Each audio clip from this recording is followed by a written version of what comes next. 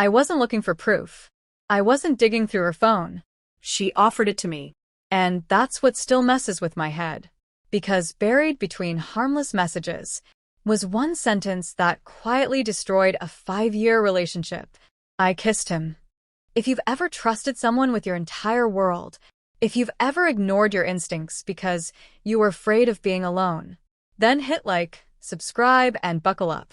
Because today's story isn't about cheating. It's about boundaries, self-respect, and the slow, painful moment you realize love isn't enough anymore. For 5 years, she was my entire world. We met in high school. Same classes. Same lunch table. Same routines. We grew up together in the safest way possible. No dating apps, no exes, no messy stories. Just us. People called it romantic.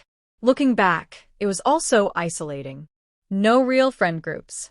No separate lives. Just two people quietly orbiting each other. Until one day, her world expanded. And mine stayed the same. It started with a CrossFit gym. At first, I was happy for her. She came home energized, talking faster, smiling more.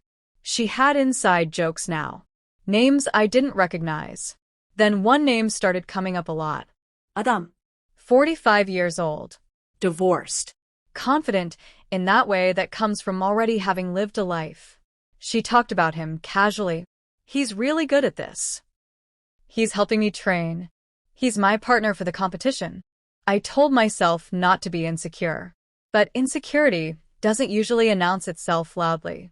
It shows up quietly as a tight feeling in your chest when someone else makes your partner laugh. Then came the acro yoga. I didn't even know what it was. I Googled it late one night alone.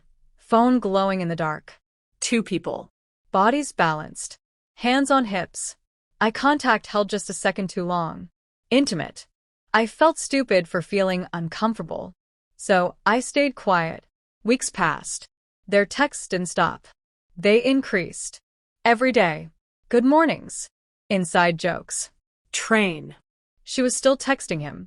She just didn't want to upset me. That sentence lodged itself in my brain. Not, I chose you.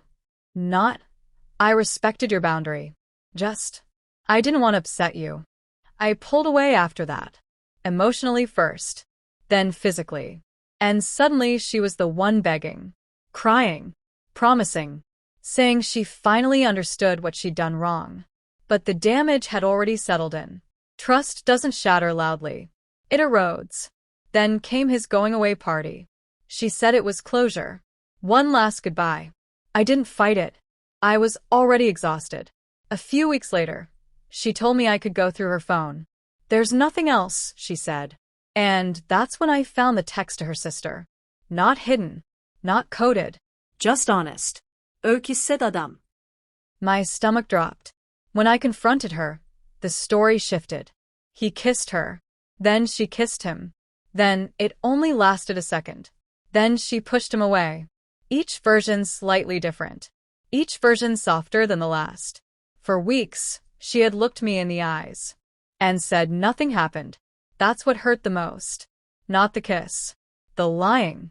I sat there wondering how someone could lie so convincingly and still cry while doing it. She begged again. 5 years. High school sweethearts. No one else. And then she said the sentence that almost broke me. You're all I have. Because she was all I had too. No friends. No backup life. Just her. And that's when I realized something terrifying. I wasn't choosing between staying and leaving.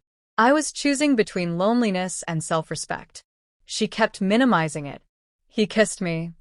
I didn't mean for it to happen. I was scared you'd leave. But fear doesn't excuse betrayal. And here's the detail I couldn't ignore. She never blocked him.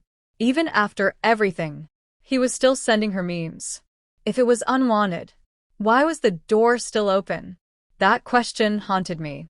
Because unwanted attention doesn't linger. Mutual feelings do. I wanted to message him. To rage. To say everything I need. The breakup wasn't explosive. No screaming. No slam doors. Just silence. She cried. I didn't. Not because I wasn't hurt, but because something inside me had gone numb. I walked away carrying grief, and something else I hadn't felt in years. Dignity. Love without boundaries becomes self-betrayal. And staying loyal to someone who keeps choosing someone else isn't strength. It's feared. This story hit close to home. Hit that like button and tell us in the comments. Was this emotional cheating? Or something worse? And don't forget to subscribe for more real, raw relationship stories that make you think, and sometimes hurt a little too much.